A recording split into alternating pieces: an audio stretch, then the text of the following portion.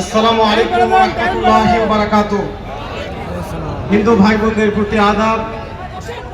আউযু বিল্লাহি মিনাশ শাইতানির রাজিম। বিসমিল্লাহির রহমানির রহিম।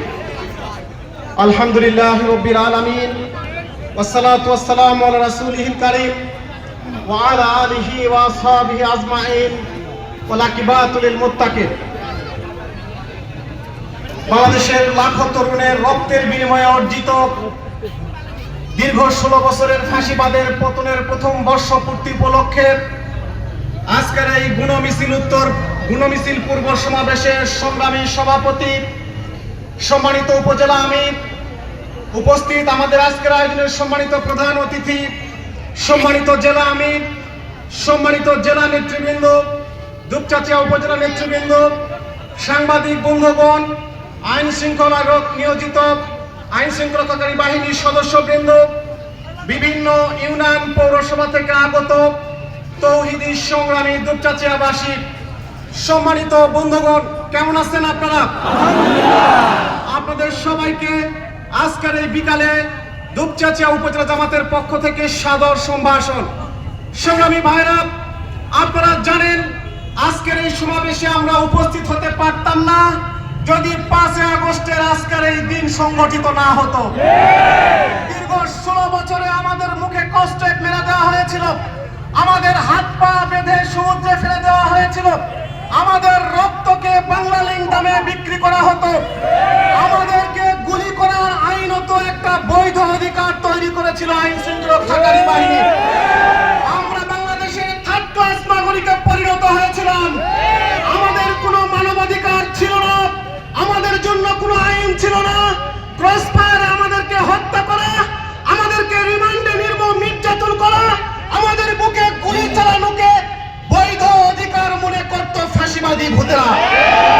আল্লাহর মেহেরবানিতে ছাত্র জনতার রক্তের সাগর পেরিয়ে আল্লাহ তাআলা আমাদের 5 আগস্টে মুক্তি দান করেছে।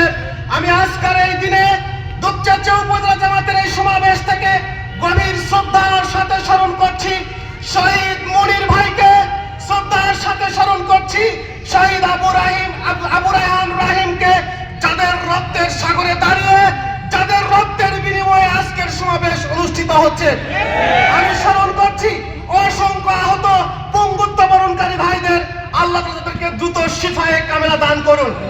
সংগ্রামী ভাইরা, আমি আজকের এই দিনে পরিষ্কার জানাতে চাই, শহীদরা আমাদের সেরা সম্পদ, তারা আমাদের মুক্তির পথ তৈরি করে দিয়েছে। এই শহীদ পঙ্গুত্ব বরণকারী ভাইরা যে বাংলাদেশের আকাঙ্ক্ষায় রক্ত দিয়েছে, আজকের এই বৈঠক থেকে, আজকের এই মিছিল পূর্ব সমাবেশ থেকে দায়িত্বহীন ভাষায় আমরা ঘোষণা করছি, আমরা বেঁচে থাকা অবস্থায় শহীদদের আকাঙ্ক্ষার বাংলাদেশকে ভুলণ্ঠিত হতে দেব না ইনশাআল্লাহ। ক্ষুধা দারিদ্রতা মুক্ত, ইনসাফপূর্ণ, নৈতিকতা সমৃদ্ধ, উত্তম এহসানের একটা বাংলাদেশ নির্মাণ করার প্রত্যয় ব্যক্ত করছি আমরা ইনশাআল্লাহ। সংগ্রামী ভাইরা, আমাদের কিছু বলার আছে দুপচাচিয়ার সচেতন বা দুপচাচিয়াবাসীর প্রতি।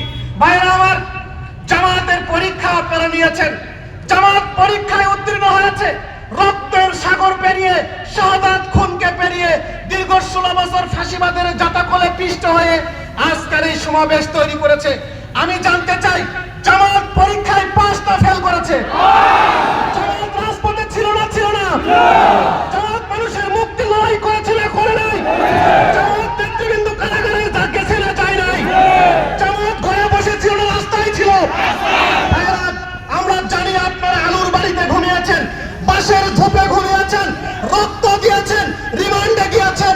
আজকের এই দিনে দুপচাচিয়াবাসী উপজেলা জামাতের পক্ষ থেকে আমরা আপনাদের প্রতি বিনম্র কৃতজ্ঞ। আমাদের সম্মানিত হিন্দু সম্প্রদায়ের ভাইদের কিছু বলার আছে। সম্মানিত ভাইরা, আপনারা এক দলের বর্গা দিয়েছিলেন, আপনাদেরকে বলা হয় একটি দলের মার্কায় আপনাদেরকে জিম্মি করে ফেলা হয়েছিল। আমাদেরকে বলা হয় 540টা মডেল মসজিদ তৈরি করেছে, কিন্তু তার 10% ভাগের 40টি মন্দিরও সেই রামবামের সরকার করতে পারে নাই। যদি আমাদেরকে ক্ষমতায় বসায়, আমরা রাষ্ট্রীয় উদ্যোগে হিন্দুদের মন্দির নির্মাণ করে দেব আমরা ইনশাআল্লাহ, হিন্দুদের প্রটোকল দেব আমরা ইনশাআল্লাহ। সম্মানিত হিন্দু ভাইরা, যদি আমরা প্রত্যেক প্রত্যেকটা বৈঠকে বলেছি, একজন নাগরিক যদি দাঁড়িয়ে বলে জামাতের কোন রোকন, জামাতের কোন ইউনিয়ন সভাপতি, ইউনিয়ন সেক্রেটারি হিন্দুদের চোখ রাঙিয়ে কথা বলেছে, 1 শতক জমি দখল করেছে, জামাত ইসলামীর পক্ষ থেকে আগে জমি ফেরত দিব, আগে তার পানিশমেন্টের ব্যবস্থা করব, তারপরে আপনাদের সামনে। আমার সম্মানিত শিক্ষক মন্ডলীর প্রতি বলার আছে, ভাইরা, আপনারা সমাজের এনলাইটেন্ড ফোর্স, কেবলমাত্র বাপদাদার কথা শুনে, কেবলমাত্র প্রথা এবং পারিবারিক কথা শুনে যদি মতামত প্রকাশ করেন, তাহলে আমরা সুশিক্ষা অর্জন করতে পারিনি। চোখ কান খোলা রাখুন, বাংলাদেশকে বুঝুন, বাংলাদেশের 18 কোটি মানুষকে বুঝুন, আজকের সমস্যাটা উপলব্ধি করুন, হৃদয় গহীন থেকে বাংলাদেশকে অধ্যয়ন করুন। যদি মনে হয় আগামীর বাংলাদেশ 56,000 বর্গ মাইলের বাংলাদেশকে জামাতে ইসলামী চাষাবাদ করতে পারবে, আপনাদের বাগানকে মালি হিসাবে আমরা খেদমত করতে পারবো, বাংলাদেশের শিক্ষিত, সজ্জন, ভদ্র, জানাশোনা মানুষদেরকে আহ্বান করি, মেহেরবানি করে, দয়া করে একবার আপনারা জামাতে ইসলামীকে বিশ্বাস করুন, বাংলাকে বিশ্বাস করুন, আপনাদের হৃদয়কে আমরা প্রশান্ত করে দেব ইনশাআল্লাহ। আমার শ্রমিক ভাইদের বলা আছে, ভাইরা, শ্রমিকের অধিকার নিয়ে প্রচুর কথা হয়, প্রচুর আলাপ হয়। আপনারা জানেন জামাতে ইসলামীর শ্রমিক বিভাগ আপনাদের মান উন্নয়নের জন্য, আপনাদের জীবনের মান উন্নয়নের জন্য সর্বাত্মক চেষ্টা করছে। আল্লাহ যদি আমাদেরকে ক্ষমতায় দেয়, ইনশাআল্লাহ শ্রমজীবী মানুষের ন্যায্য অধিকার আমরা প্রতিষ্ঠিত করে দেব ইনশাআল্লাহ। সম্মানিত ভাইরা, আমি শেষ করছি একটি মৌলিক দাবি উত্থাপন করে। বাংলাদেশের প্রায় 1 কোটি প্রবাসী ভোটার বিদেশে অবস্থান করছে। এই মানুষগুলো আমাদেরকে রেমিটেন্স দেয়, এই মানুষগুলো আমাদের অর্থনীতিকে সমৃদ্ধ করছে, কিন্তু আমরা 54 বছরেও প্রবাসীদের ভোটের অধিকার ফিরিয়ে দিতে পারিনি। আমরা আজকের এই সমাবেশ থেকে বাংলাদেশ জামাত ইসলামীর পক্ষ থেকে দায়িত্বহীন ভাষায় এই সরকারকে জানাতে চাই, 1 কোটি ভোটারের নাগরিক অধিকার ফিরিয়ে দিতে হবে, অবশ্যই প্রবাসীদের ভোটাধিকার ফিরিয়ে দিতে হবে। যদি প্রবাসীদের ভোটাধিকার ফিরিয়ে দেওয়া না হয়, নির্বাচনের আগেই তুমুল আন্দোলন গড়ে তোলা হবে ইনশাআল্লাহ।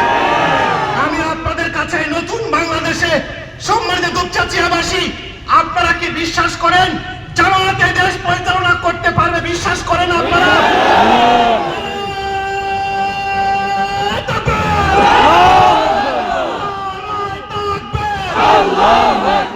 আবু সাঈদ মুগ্ধ, আবু সাঈদ মুগ্ধ, দিল্লি না ঢাকা, দিল্লি না ঢাকা, নারায়ে তাকবীর। বিপ্লবীদের কোনো মার্কা আছে? মানুষের মুক্তির মার্কা আছে? দুপচাচিয়াবাসীর মার্কা আছে? অভ্যুত্থানের মার্কা আছে? কোন সে মার্কা? জালাউদ্দিন, আমরা কারা?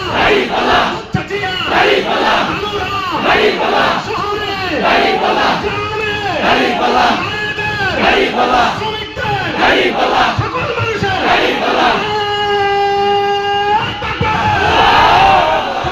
অসংখ্য ধন্যবাদ। আল্লাহ হাফিজ। আসসালামু আলাইকুম ওয়া রাহমাতুল্লাহি ওয়া বারাকাতুহু। আলহামদুলিল্লাহ।